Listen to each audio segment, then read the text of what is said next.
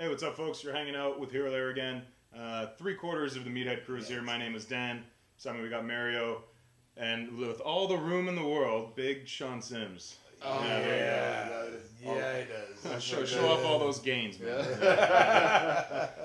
All right, guys. So unless you're living under a rock, or maybe you're a Mormon or something, but you shouldn't be watching this podcast. No. But there's a little independent movie that people are excited for. It's called Star Wars that's coming out. Yes. The latest trailer, which is dubbed the official trailer, because the other ones that we've seen are actually teasers. Yep. So the official trailer dropped. Everybody's loved it. We did a reaction video that you can check out as well. And we're going to comb through this thing. This is going to be the last one that we get to see. So let's let the speculation begin. Exactly. All right. So when we start off, we end up seeing Daisy Ridley, who we know is a scavenger. Yep. And what we have to assume, well, it's pretty obvious of what she's scavenging in here. It's that crash-landed Star Destroyer, which was on Jakku. You can see in this image right here, it's the docking bay of a Star Destroyer. Yep. Right? So she's scavenging through, and this has got to be a hell of a find if you're a scavenger. Oh, right? yeah. Come on. I don't think you found it. It'll be like How can you fucking? She's probably scavenging from this thing for a long Where time. is this thing? Yeah. So yeah, she's been going after this thing for a while, searching through it, right? So who knows what she's gonna find in it. You're also getting a bit of her backstory, going through the desert with BB-8, very reminiscent of C-3PO and R2-D2 when they were landed on Tatooine. Yep. This one I really love. And then you see this ship take off, what kind of looks like the Imperial shuttle, kind of take off. Yeah. And Daisy Ridley's character Rey, we don't know her last name yet, Yep. but Rey's staring off at it, seeing it take off, and you get the glimmer of I want to leave. yeah. Well, Why can't I join the exactly. Which reminds you of who? Luke Skywalker. Exactly. Yeah. Like, just have a glass of blue milk and we'd be right back in Tatooine. much, You know what I mean? Yeah, with the dual suns, right? So Parents incinerated. mm-hmm. Yeah. Sorry, I got a little dark there. So it seems And nobody Uncle, remembers that and scene. Uncle. Oh, and Uncle. Sorry. Yeah. We go right into Finn's story. Yep. Again, establishing him as in the First Order. Voiceover talking about how he was born to do one thing. Yeah. So does that mean that he was kind of bred into the First Order as a stormtrooper? Because they're pretty much past the clones, right? Yeah. They're not really producing clones anymore. What do you guys? Well, like think? it could What was be, he bred to do? Was it so fight? it's hard to say, right? But it could be something where, like, maybe he comes from lineage. Maybe he comes from, like, his dad was a stormtrooper, grandfather was a stormtrooper, or something like that. So he's born and bred to do this.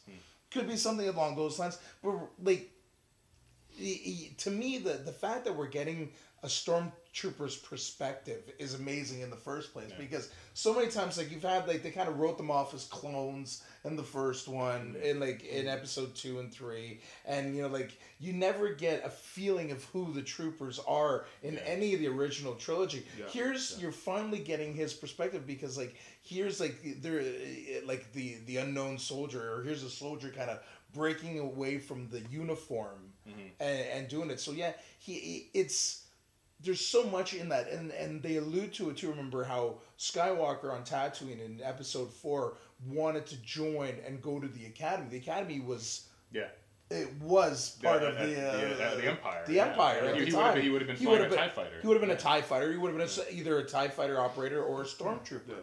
One of the two is. So it's like every kid in the galaxy wanted to be part of the Empire. Like Biggs. Exactly. Like, they all wanted to be there. So, yeah, I can see why he's saying he's born and bred, because he was probably within a peer group that all of them wanted to be stormtroopers. So, I think it's more along those lines. Yeah. Okay. And then something happens. So we see what we're assuming is his TIE fighter kind of falling, crashing to Jakku underneath. Before we get on the story, how fucking awesome is it to see? Because this at one point was a model. Yeah. Right? Obviously, there's some CGI and stuff like that, but just the difference of the lived-in universe and influencing more the practical effects versus the more sleek, clean, untouched of the prequel trilogy. Yeah. And George Lucas had his reason for it, right? He says everything was pristine. There was order in the galaxy. There was plenty of money. The Republic was strong. Yeah, exactly. Things were new and kept up. I can get that. I buy that from a story standpoint, but just like when I first saw this, just my eyes just lit up. I'm like, wow, that looks incredible. Well, what happens if Finn doesn't want to be a stormtrooper, but he want to be a rebel, and he want to be a rebel the whole time? But it's like, because if you took like such a big L, like the Empire did, and they basically lost the war, right? Yeah. You wouldn't want to be a stormtrooper. You would want to be a rebel. Well, but the whole thing is, it's like, yeah, but my perspective on that is like, okay, think of something like the Green Beret or the Marines or something like that. Like, it doesn't matter who the president is. You still want to be a Marine. You still want to be, like a Green Beret. Yeah. It doesn't matter who the leader is at the time, right? It doesn't matter if it's a Democrat or a Republican. Yeah. And that's kind of what's going on because here. If that's the case, why is he so willing to like be a Jedi and join the rebels? And well, it's just like anything. It's like it's one of those things. Like once you're part of, and I think we've all been part of that. It's like we've all been establishment. We all bought into corporations and corporate systems at one point in time. We spent some years there, and then we're like, fuck this. Yeah, interesting. So I kind of see it as that perspective. Is like he kind of bought into the whole like I want to be like. I want to be a stormtrooper. I want to be part of the team. Yeah. And then he just saw all the bureaucracy and the bullshit that comes with that, and now wants to go. Oh well, maybe those guys have something. You know what I mean? Almost like a Pat Tillman story. Yeah, exactly. Pat Tillman after 9/11 goes and then once they start fighting in Iraq, he was very vocal. Exactly. About not going into Iraq and things like that. Okay. I don't know if what you're saying about him wanting to join the rebellion is what kickstarts him kind of leaving. I think some shit goes down that either he's forced to do something he doesn't want to do as a stormtrooper, and not that immediately I want to join the rebellion, just I want to get out of here right now. Okay. And then you remember that scene in the old trailers where it's almost a TIE fighter is shooting up the entire docking bay. Yeah. And stormtroopers are flying. I'm thinking that's just right before this happens. I'm thinking something goes down, he needs to get out of there, no matter where he wants to go, jumps in a TIE fighter, shoots his way out of the Star Destroyer, and then crash lands on Jakku. I think maybe that's his blaster accuracy is too high to be a stormtrooper. Pretty much, yeah. It's like you're hitting too many targets. You gotta get out, man. You gotta get out. Yeah. So, we learn a little bit more about Finn. Now we're into Kylo Ren. Yes. So we assume I'm assuming he's on a Star Destroyer, and we're seeing this red beam, okay? Yeah. I'm going to go first with speculation, okay? You've seen in the poster, and I alluded to this too in my reaction video, this almost like Star Destroyer kind of looking thing. Yeah. So the rumor has it that this is either a weapon or it could also be Starkiller Base, and that it's built into a planet. And later on in the trailer, I'll pause it, where you actually see a trench on that snowy planet that they're on. So rather than build like a whole new Death Star, they've actually built a crazy weapon into an actual planet. Okay, right? Yeah. So is that what we're watching here, where he's watching from afar them testing Starkiller Base? Okay. Right? That's kind of my piecing together the rumors online and what we're seeing. That's kind of the popular rumor. The voiceover too is incredible because Kylo Ren is talking about I'll finish what you started, and they cut right to the melted Vader mask. Yeah, I don't know if he actually has it or if that's just funny editing, but we'd assume that he has it. He's like a relic collector. Yeah, well, that's what a lot of people have been saying, right? What is he looking to finish? If he's talking about finishing something that Vader started, as so we're led to believe by the trailer, what is it that he's looking to finish? It's either maybe kill the remaining Jedi, exterminate the Jedi, or destroy the Jedi. Yeah, that would be the obvious thing. Taking over the galaxy. Yeah. Well, it's. I think he's already part of that. It's got to be destroying the Jedi. What the prophecy was in the first three was that he was here to bring together the Jedi, and then what happens with him and Obi-Wan at the end, like you were supposed to bring everybody together and you're tearing everybody apart. Bring balance to the Force. Exactly. Not destroy it. Not destroy it. So Vader's is the antithesis. Like he is supposed to bring, like the dark side, the Sith, and like he was the ultimate the fighters. Like you've got somebody here who's kind of reached the pinnacle of his order, or not even an order. He's kind of trailblazing this order again, and is looking at the greatest of all times, right? So it's a really cool way of showing it, and especially the old mask and the melted mask, whether he has it or not, is kind of irrelevant. Is the fact that it's just alluding back to the greatest of all time, right? And no one's gonna know. Like, the only people that saw Vader's redemption was the Emperor, who got thrown down the pit. Yeah. Him and Luke. That's it. If he's such a worshiper of Vader, nobody knows. He only, what does he have to go on? Like those holocrons? Yeah. I'm sure those holocrons are saved. Younglings, right? Yeah. And he would go off those holocrons. That would be if that's saved somewhere in a database, he'd be watching that. Yeah. And and one of the last messages and stuff that they do would be when the Emperor's talking to Vader, saying, or they're talking to Vader, says, he will join us or die, right? Or you know what it's almost like? It's like when Malcolm X in the beginning, where he was like blacks should stay with blacks and whites should stay with whites, and and then he makes this trip, this pilgrimage, and he sees Mecca, and he's praying with white people, and it's like it opened his eyes, and it's like, hey, well, maybe, and then he gets shot. You know what I mean? It's like, imagine if he didn't even say that, like, hey, I prayed with white people, maybe I'm open to, dialogue and whatnot. I think it's like going back to before. It doesn't even have to be on the holocrons or anything like that. You're right. Only Luke really knows that his father's redeemed. Yeah. So you've got a galaxy of people who just think that Vader's some bad mofo who's been, like their tormentor this whole time, their dictator this whole time. So he's probably got countless, and the whole thing is just like any broken telephone game, is Vader's probably been made out to be even more than he was. Yeah. So here you've got this guy worshiping him.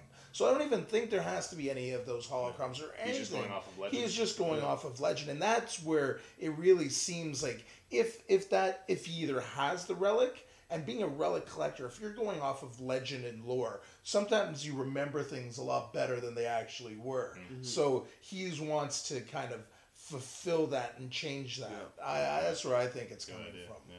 So moving on, we see Poe Dameron captured, and Kylo Ren using the Force to what we're kind of led to believe, watching some sort of destruction. Maybe that's the destruction of Starkiller Base, of what we're looking at. Man, these which harks back to Alderaan and showing Princess Leia. Sort of thing. Yeah, and even when Han was being tortured. Yep. I love all the flight stuff. All the flight action things are going to look incredible. I can't wait. And we have Han here, almost in kind of like the Obi-Wan role.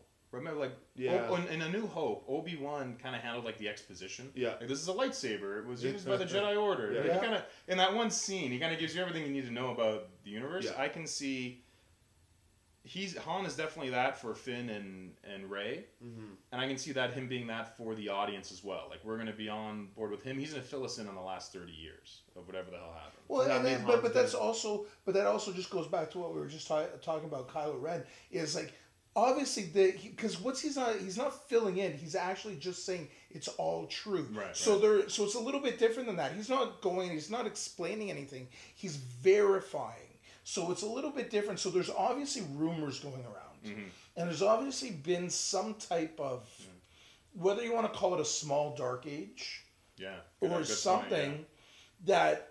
There's a whole scene. There seems to be a ton of speculation when they do speak, both from Kylo Ren and both from the two of them, that they're not 100% sure of what happened. They're not 100% sure of how the Empire fell. Like, you remember, like, who witnessed it? The only people that witnessed it was Luke, basically. Luke is the only survivor of everything that happened there. Who else lived out of that? Well, he comes up. No, you have Leia and Han and all but that. They all hear from Luke. Luke was the only one who saw it. Yeah. You mean like Vader's last days? Yeah. Yeah, but he would have told them. Yeah, which is great. Yeah. But what I'm saying is everything's based on hearsay. So it's just kind of, so you know how anything hearsay happens is it starts being said and then it just starts growing, broken telephone. So obviously they've gotten a story, and the fact that he's sitting there going, it's all true. Mm-hmm. That's kind of, and that from like the good side probably, and then you've got Kylo Ren on the bad side, which it's grown exponentially the same way. Did you guys get a kick out of it being Han that kind of says that it's all true? Oh yeah, because when you go back, he's like hokey religions, exactly. No good for a blaster on your side, kid. Now he's like, yep, this is legit. Force chokes, it's for real. I got a kick out of Carbonite. Yeah. I thought all that was really, really shit cool. crazy. It would be fun. You know what I noticed? Like, okay, so like I guess the base, Star Killer base, if we're gonna call it that. We're assuming that's what it is. I like how they put a shield there. Great design, right there. They can't just fly in and use a photon torpedo or kind of like what they did with Return of the Jedi. How you had that moon base that gave like they were on that end moon of Endor. Exactly. Just put a little generator there, have a shield. Nobody's gonna fly in and blow up the whole planet. It's great. Great decision. All the flying stuff looks great, going to hyperspeed. Okay, here we go. This really excited me. Everything excited me. Yeah, it was like a reverse angle of no, but this now with Kylo Ren with his crew, and I got to assume that this is the Knights of Ren. Yes, I got to assume. And the other thing that we know is that the stunt team and some of the actors from the Raid movies worked on this. Oh, okay. Yeah. So it'd be a hell of a big waste. Yeah, if you're not going to make guys this badass right? Yeah. And so yeah, they just look insane. I can just imagine some just crazy looking battles. And I'm looking forward to. I mean, not that they were bad. Like the prequel trilogies. You know, Lucas wanted to show Jedi at their prime, so really intense fight scenes. Yeah. At time, I really enjoyed them, but at times you could kind of see the choreography a little bit. Yeah. And I think Abrams is aware of that. Yeah. So I think you're going to see a lot more kind of. You've already seen Kylo Ren in clips just with a brutal kind of double-handed axe swing, right? Since he has kind of a Claymore-looking kind of sword. I think, but it's like we were talking about that in previous episodes, is that. It is a different era. Like, he hasn't been taught how to fight. Like, he's just been, like, imagine, like, okay, you look through the history of the sword, and, you know, like, the samurai practiced over and over and over again. Like, the knights in, like, Renaissance time with the rapiers, because that was a duel. You would practice it. You would practice fencing. Fencing today is still a sport. Yeah.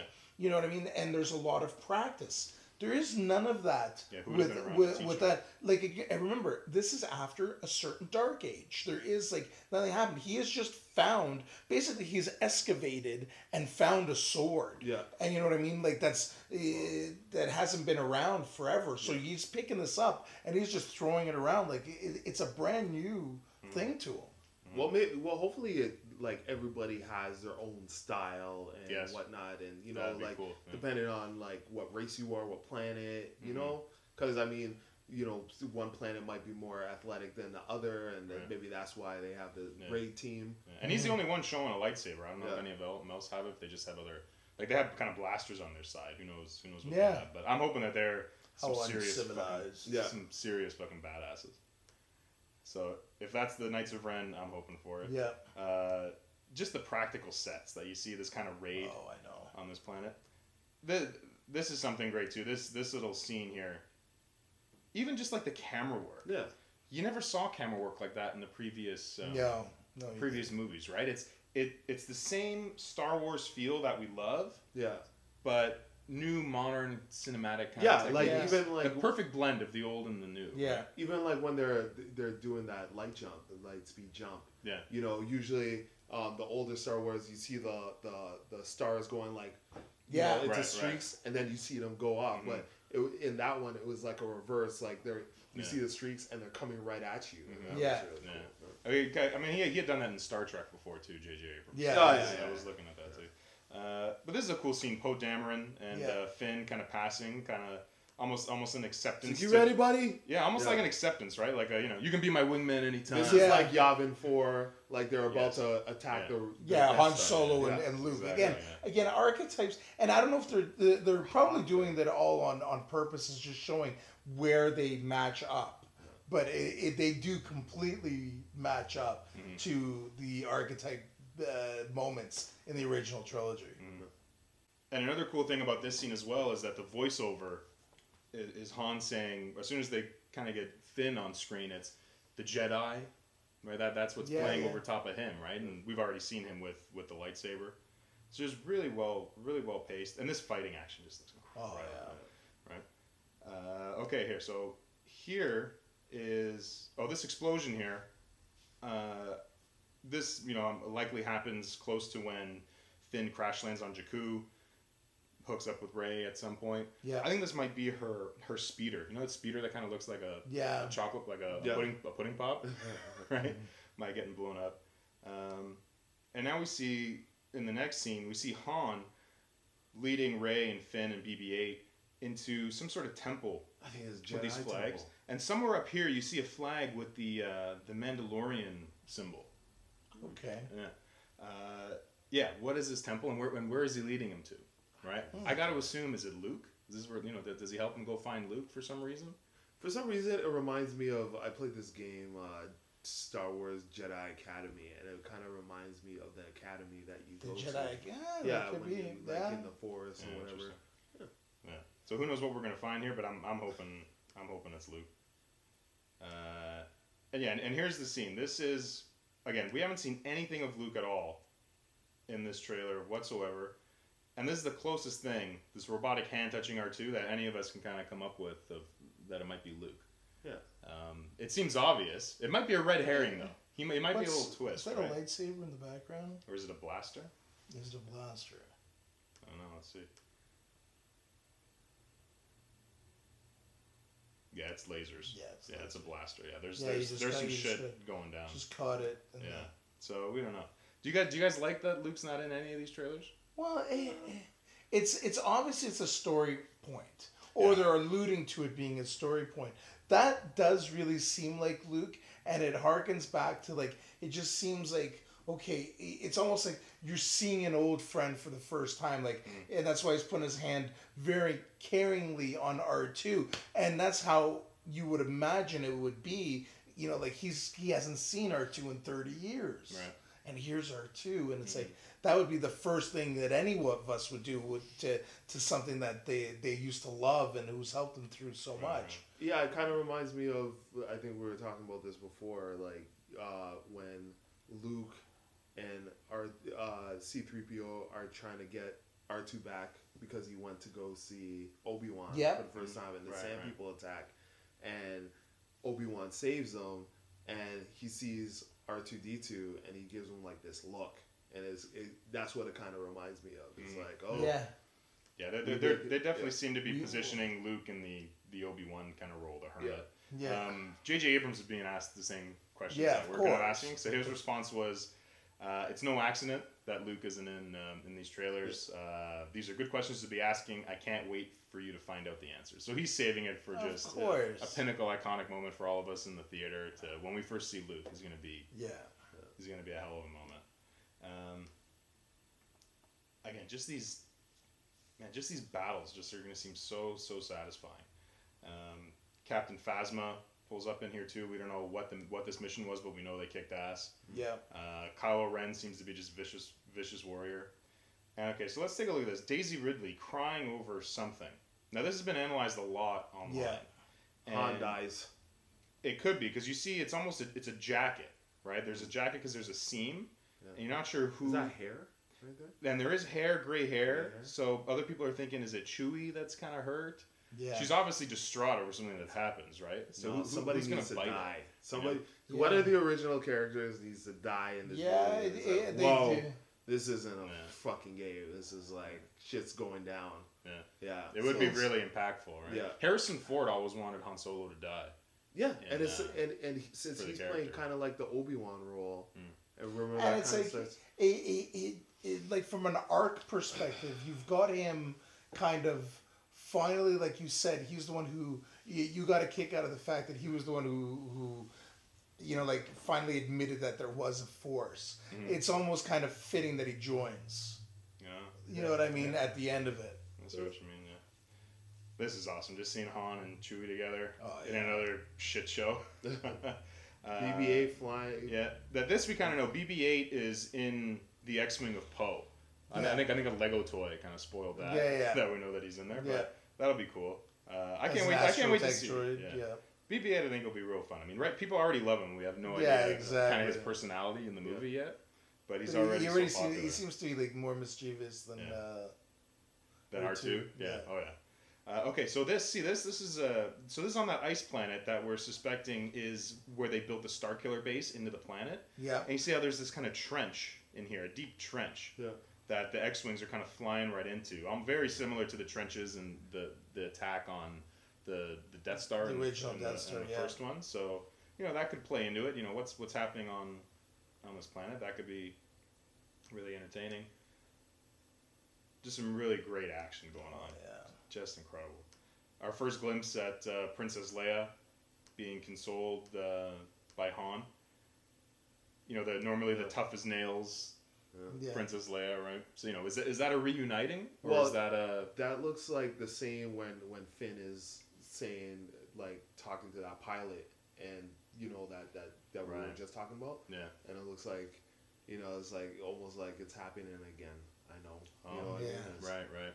The hug before. Interesting. I think maybe they got a divorce and they haven't been talking to each other for a long time, and it's like. Well, it could be, or it could be like, remember they've also.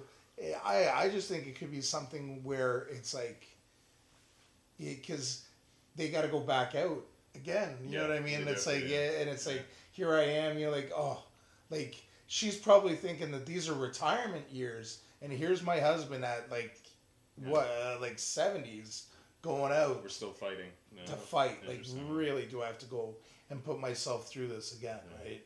And no matter what, someone's estranged, right? Luke is definitely off on his own. Yeah. And there's that scene in the second trailer that they released of Han and Chewie at the end. Like, Chewie were home, and they're finally back on the Falcon. Yeah. So they lose the Falcon somehow. Is that because Han, was away somewhere? Like, maybe the three of them have been separated. Well, see, I just don't. Like, going back to that quickly, the way I look at it is Han and Chewie were mates. They were like peas in a pod. Han goes off and gets married. I think he's been with Leia this whole time. And when he says that is because, look, Chewie now finally, like, he's been forced back to fight. And if you're going to fight, you're going to get your old partner in crime. Yeah. So he goes off, gets his own partner in crime. They jump on their ship, and they're like, we're back at it. But I think it's because he's been away with his wife, probably rearing kids or doing whatever, that he says that to Chewie. So that's my take on it. So you think he's had the Millennium Falcon this whole time?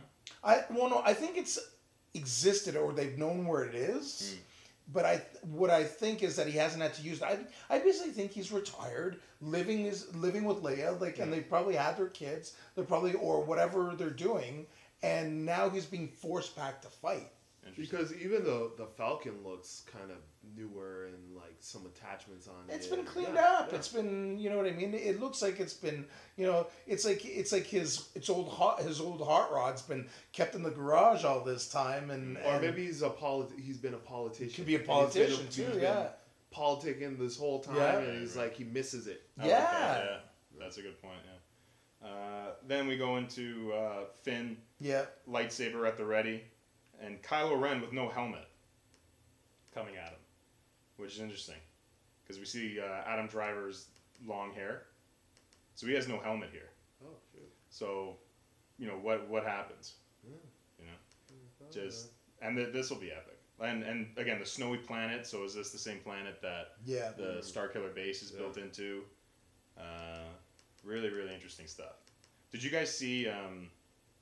John Boyega's reaction video to him being to the trailer? No. He filmed a live reaction video. Oh, did he? No, that sounds watch that. He loses his shit. As soon as he gets to that point, he loses his shit. Right? Which I would too if I was playing a fucking Jedi. Oh, man. Can you imagine? Yeah. Okay. Yeah, it's just, and that whole...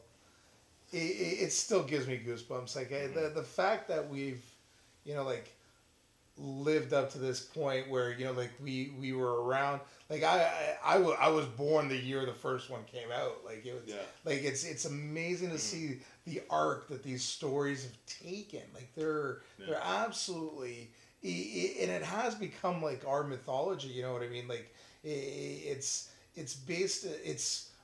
I know my right and wrong based on Jedi and Sith. You know what I mean? Like that's how I grew up. You know what I mean? You know, red's good, green and blue. You know, red's bad.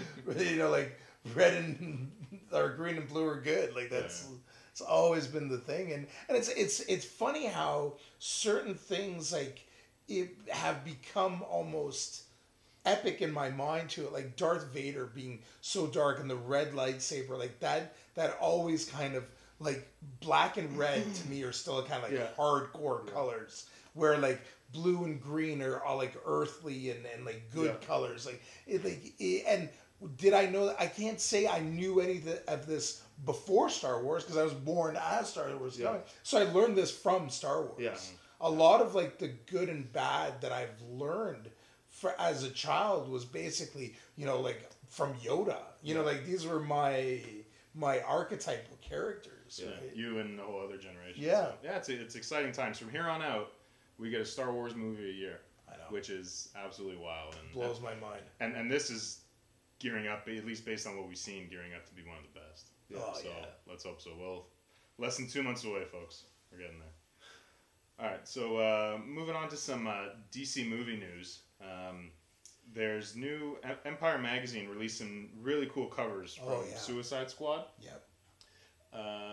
Really good, really cool stuff, guys. So real high res look at Enchantress, Deadshot, Margot Robbie's Harley Quinn, and Jared Leto's Joker. What do you guys think of these first initial? All I gotta say is, I can't wait for Halloween and all the Harlequins that are gonna be out there because that's like number one. It's got to be the number one costume easily. that's gonna be out there, and well deserved.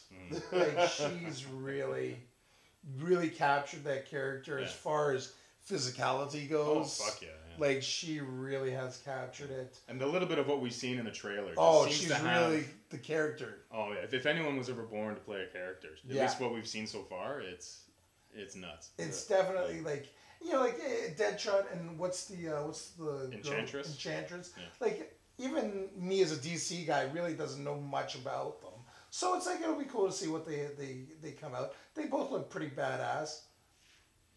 And Will Smith. Yeah, Will Smith, but Jared really has come.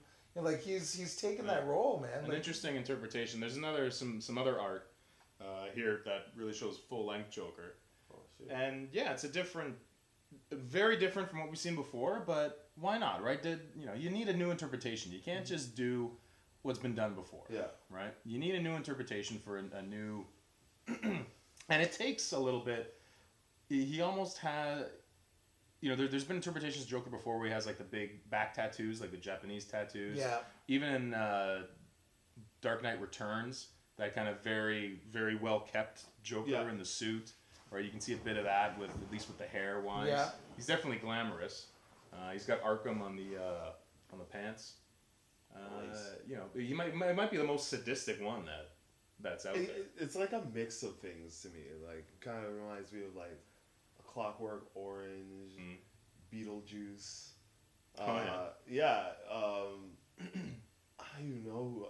Like, it just the best thing about the actors who played the Joker, each Joker stands on its own. Oh yeah, you know what I mean? It's his own character. And it's like you could have your favorite. But you know what I mean? Like, one of my favorite is a Jack Nicholson Joker. Yeah, it's the gangster, gangster Joker. Yeah, he's the gangster. Yeah. And then you have this one is I'm so curious to see how he. I don't know, like, you know what? This picture kind of harks back to me a little bit. It's Mr. Glass. Mr. Glass, yeah, with the purple. Yeah. And the cane. Yeah, I can see that. Yeah. Like, that's kind of what I first saw when I saw him was like, and that whole. You know, like the whole, remember the whole premise of Mr. Glass and what was the film called again? Unbreakable. Like, was that he's the antithesis of. Right. So you know what I mean. And this kind of really looks, like Batman's like. We've seen, like, what have we seen of Batman so far from the other trailers and stuff? He's let Wayne Manor go. Yeah. You know what I mean? He's like, it's like he's got all this money, but he doesn't let it, like, affect him. He doesn't let it do anything to him. He's kind of lost. Where the Joker's done the opposite. The Joker's, like, glamorous. Yeah, he bought a purple Lambo. You know what I mean? He's like, he's out there. He's like, you know what, though? And he probably doesn't have the money. He didn't buy it. He stole that purple. You know what I mean? Like, and like he bought it with ill-gained money. Right. For the most part. It's just the fact that they're complete antithesis of one another. Really. Yeah. This whole movie's shaping up to be really, really exciting. There's a cool quote I want to run by you guys that David Ayer made. I think he was speaking with Empire magazine. So he's commenting on the state of comic books today. Or comic book movies today. And he says, quote, all these movies are about defeating the evil alien robot from fucking Planet X before it destroys the world with its ticking clock. And who the fuck cares? But this story about struggle and isolation and people who have been shit on that suddenly get thrown this lifeline. That's not so bad. I like to think of this, speaking of Suicide Squad, as the comic book movie 2.0. So, I mean, I've liked those movies of the robot alien from Planet X. Yeah. But it is good to have, more of a localized kind of story, right? Almost like this is really going to be like bad versus evil, localized maybe in one city, all these guys in it for themselves. Because I think we've seen enough, it's been very entertaining, but we've seen enough of mindless drone soldiers that the Avengers have to destroy. Yeah. And then as long as you defeat... the one, as long as you blow up the Death Star, they'll all fall apart and the thing's over. Yeah. Right? It's like, we've done it, we've seen it, we can get to more character-based, and the thing about this is, like, stories. The bad guys, the people who are supposed to be the bad guys, are really the good guys, and the good guys, the government, who is supposed to, they're really evil. Yeah. They're all shades of gray. They're all shades of gray. It is all shades of gray, and you're right. Like, there's no clear-cut good-bad here. Yeah. There's obviously, like, these guys, it's a play on motivation. That's it, yeah. They all have different motivations, and they're in it for themselves. They're all on it, and how, what's the female character's name again? The one who leads the suicide, Amanda Waller. Like, that's the whole thing, is, and she even talks about it, and it's great to see how you can kind of manipulate motivations or people based on, like, and you can see, like, what do they say, like, many CEOs are psychopaths, right? Or there's like an inordinate amount of CEOs who pass that kind of psychopath test, is because they know how to work motivations, and they can work coldly in that aspect of just seeing how to specifically motivate each and every person differently, but move them on the same trajectory. Yeah. She's a master manipulator, whether it's been in the cartoons or it's been in the comics. Even her on the Arrow and the Flash shows that she's been on, master manipulator. But it's all to serve the purpose of defending regular humans against these threats. Right? I believe she's doing she in her head, she completely, absolutely feels she's doing the right thing. Yeah, exactly. She's the hero of her own story, and this is what she's got to do. Right? And they all feel like that. Same with Deadshot, right? I mean, Deadshot's out there. He makes his money by killing people. If some guy's a murderer, no matter what side he's on, you pay him enough, he'll kill him. But he's doing it all for his family. If he could, he would go back to kind of be a family man. But then you have the other side, Joker, which is like the true kind of evil. Yeah. Right? Where he might not be the main antagonist in this. He might be there to kind of facilitate the backstory a bit. Because I think Enchantress is going to be kind of who they're going after. Because you never see pictures of her with the rest of Suicide Squad. Yeah. I don't see... Like, I kind of see that too. And I kind of see...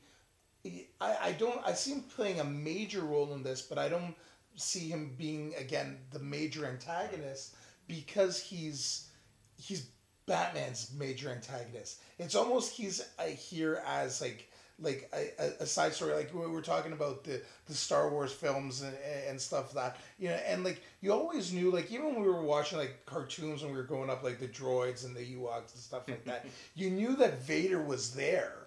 but you didn't. His presence wasn't 100% needed. So I almost kind of see him in a role like that. But we'll see. So they're right? building a universe, and it's a way to bring in kind of a more of a mainstream audience that has, that's loved the Joker iteration. Exactly. Yeah. I just think it's gonna be like, all I'm thinking is like the Assault on Arkham cartoon, and Yes. I just think it's gonna be the same story. Like Joker didn't play like a major part in that, but he was there, and when he was there, he made his presence known. Yeah. And I think in my head, the Suicide Squad script is Assault on Arkham, and until I see different or feel different, I mean, like you can't really. I don't know. It's just I feel like I'm excited to watch a movie and I want to watch a movie, but like I just think I almost feel like I know what the story is. All right. You know what I mean? I think they're aware of that. I mean, I think you'll see elements, but I think they're aware. I mean, they've done that before, where there's been a animation video put out before to kind of test the waters. Yeah. If it does all right, then we do a live action version. But I see what you mean. I mean, there'll be elements, right? God. Like not all of them are making it out.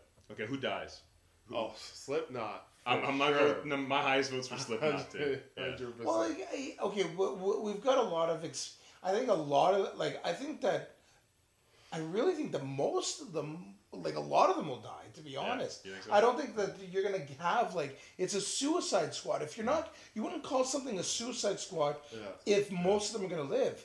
I really think that there should only be 3. maybe 2 or 3 that live. That's a good point. Yeah. You know what I mean? Because you got a lot of who's the main characters? Okay, who's gonna live? Harlequin's gonna live. Yeah. Joker. Joker's not part of the Suicide Squad. He's outside, so he's not Will there. Smith. Will Smith, I don't know if he's gonna live. That'd be I kind know of a he's- waste. Yeah, It'd be a waste to bring him in this and then kill him off, because if he is, because he, again, to make these big universes fit and to throw it along, you need to take C-level characters and make them popular. Yeah. Every kid knows Star-Lord now, thanks to Chris Pratt. Right? yeah, Star-Lord you're right. No, I get it. I get it. Captain Solo. Boomerang is gonna die. Yeah, Captain Boomerang. He survives though in the comics though. He's like the one that in the show in the because I think in the comics run he's lasted the longest. No, In that's different true. Runs, That's true. But he's the one that he thinks is gonna die, and then he just gets away. Yeah. He's slimy. Well, I don't know. we They don't have know. to get We got to see what's going on. maybe Katana is gonna Katana die. hasn't seen. She hasn't seen much action, so she's gonna. I don't know. El Diablo is gonna die. Yeah, El Diablo's done. He's done. He's gonna die. Yeah. It's a tough go, right? You don't know, but I kind of see them as if this is done properly, or my guess on this would be if done well, you take, how many members are there of the Suicide Squad? There's like 7. 6 or 7, right? At least what they've shown. You kill off everybody but 2 or 3. And then you just you're gonna have future iteration of the Avengers. Now you can bring in a whole wealth of other rogue characters. Yeah. That's how it works. Suicide That's Squad. how it works in the comics. That's why that exists. Yeah, so you just you throw in a bunch of other rogue characters, and you just keep 2 or 3 constants. All right, guys. Well, we're out of time. Thanks again for hanging out with us at Hero Lair.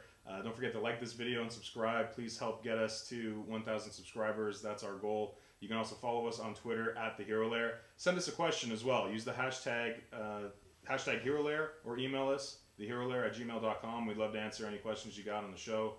My name's Dan. Follow me on Twitter at DanPhilippeDF. Mario, where can the people find you? At Mario Hammerall, HAMMERALL, Twitter.